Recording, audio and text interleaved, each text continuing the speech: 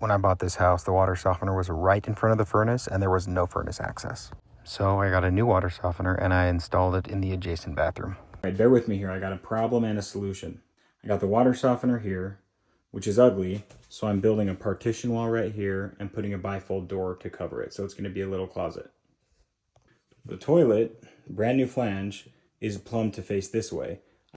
I just measured that space between the toilet and what will be a wall, and it was 31 inches. I had the thought, what if the toilet faces this way? There's going to be a pedestal sink here.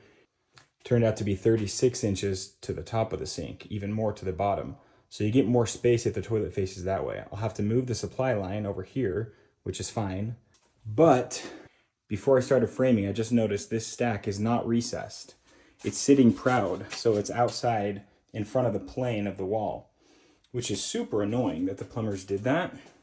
Also, the distance from the unfinished wall to the middle of the flange is 16 inches.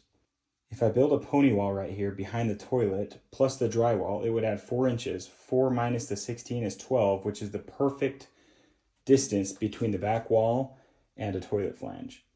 So it kills two birds with one stone because the pony wall allows for the right distance between the flange and the wall, and it also brings the wall out enough that I can drywall.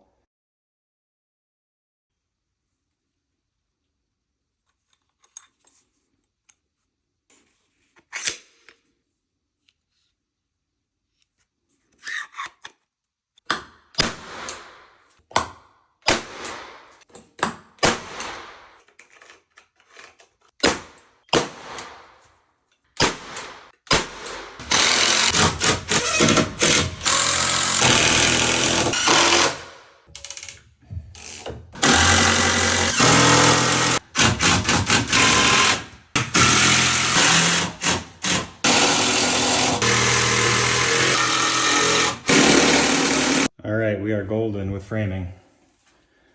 We've got a 30-inch opening here after I put the jamb in, and that'll work for a 30-inch bifold.